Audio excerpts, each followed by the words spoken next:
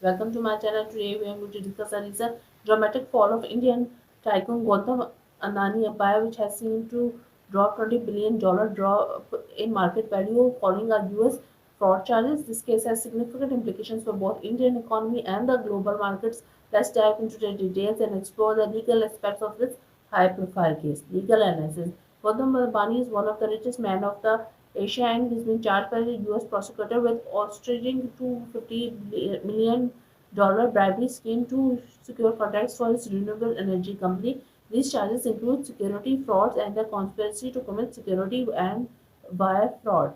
Uh, Ambani and his executive has denied these all allegations, and they said that they will go for all the legal help.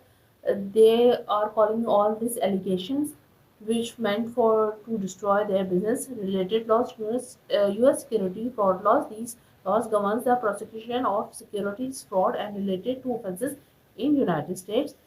Foreign Corrupt Practices Act. This US law prohibits a bribery of foreign officials to pay and retain business. Indian anti-corruption laws. Various laws in India such as Prevention of, Corruption Act 1988 addresses bribery and corruption.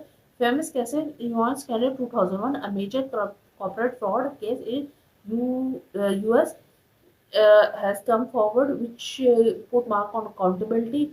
Volkswagen emission scandal 2015. Volkswagen was found to have been cheated on emission tests, leading a major legal and financial repercussions. This indicates of Gautam Mandani and subsequent 20 billion drop in market value of his empire highlighted the serious consequences of corporate fraud and corruption. This case serves as a reminder of importance of transparency and accountability in business practices. It will be interesting to see how this legal battle unfolds and its implications on the business and political landscape in India and beyond. What is your thought on the development? Share your opinion in the comments below. Thank you.